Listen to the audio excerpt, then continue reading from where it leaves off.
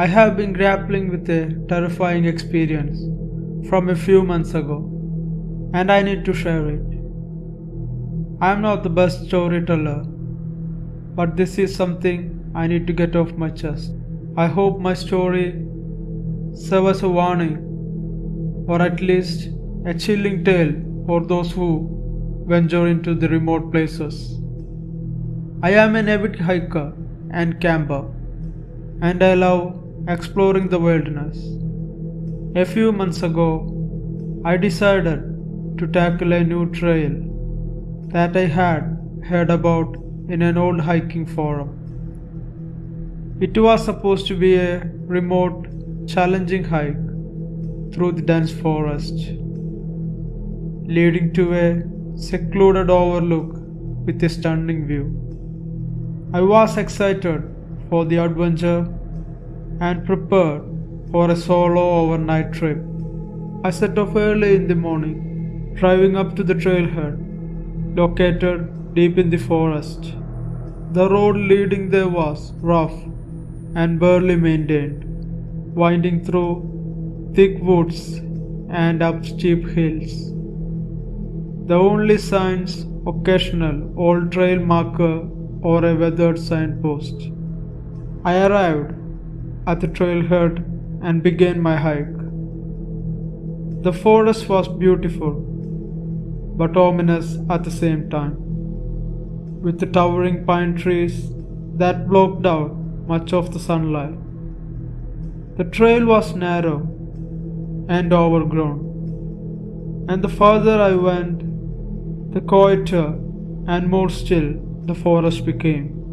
I hiked for several hours, making good time despite the challenging terrain. By the time the sun began to set, I reached the clearing where I planned to set up my camp for the night. It was a small, open area surrounded by dense pine trees with a great view of the valley below. I set up my tent, built a fire, and enjoyed the peace and solitude as the stars began to appear. As the night fell, the temperature dropped significantly. I sat by the fire, roasting some marshmallows and enjoying the serenity of the forest. The only sounds were the crackling of the fire and the occasional hoot of an owl in very far away distance. Time passes by. Around the midnight, I began to hear something unusual. It started as a faint rustling in the underbrush, just at the edge of the campfire light. At first, I shrugged it off as an animal, but then I heard something that made my blood run cold. A soft, mournful cry, like a baby whimpering in the dark. I got up from my seat and walked to the edge of the clearing. I take out my flashlight from my belt, shining my flashlight into the darkness.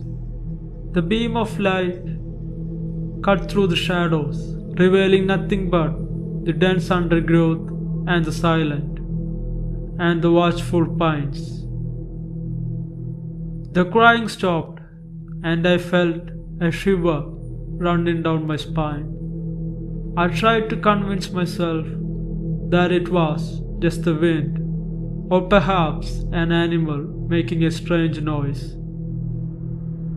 I went back to the fire and tried to ignore the growing sense of unease. A few minutes later, the crying started again. This time, it was much closer, and it sounded like it was coming from the forest just beyond the edge of the clearing.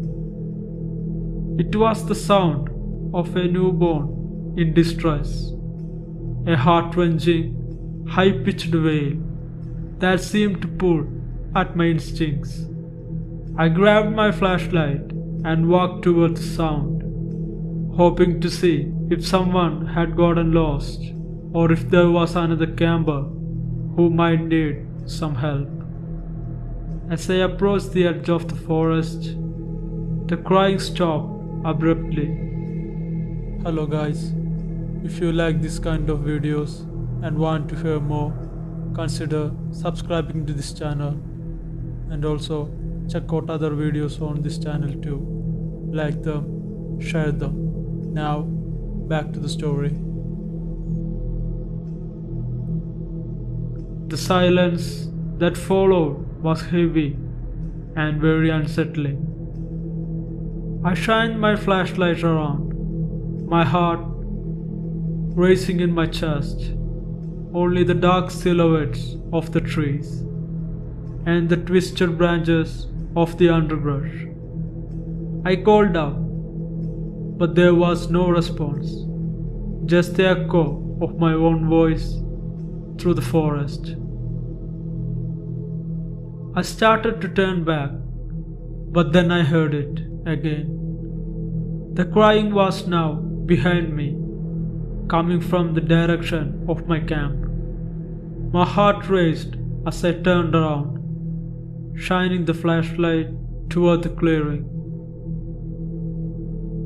The sight that greeted me was almost too much to bear. At the edge of the firelight stood a figure, almost tall as the trees themselves. It was hunched over, its limbs long and spindly.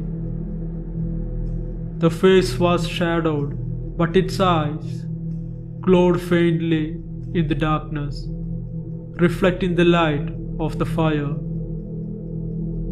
The figure didn't move, it just stood there, watching me with those hollow eyes.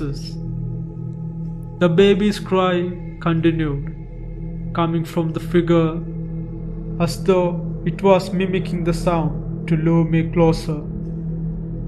I stumbled back, my flashlight shaking in my hands. I knew I was facing something far beyond my understanding, something that was not meant to be seen or confronted. The stories I heard about skinwalkers flashed through my mind. The creatures that could mimic voices and trick travelers to come towards them and bring death. I turned and ran back to the camp, the crying still echoing in my ears. I could hear the sound of something moving behind me, keeping pace with my frantic flight.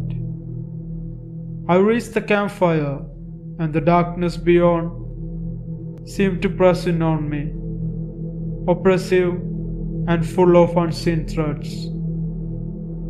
In a panic, I grabbed my gear and started to pack up. I knew I had to get out of there quickly as possible. The figure moving closer, dragging its limbs against the forest floor. Every now and then, the crying would start up again, seeming to come from different directions.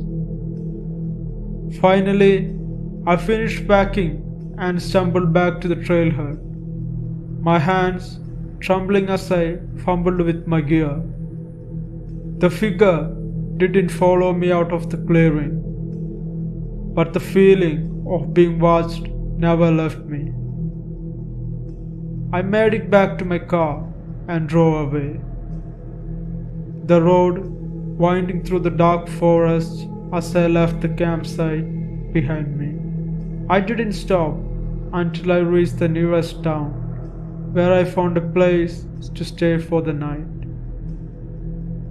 I don't know what I saw the night.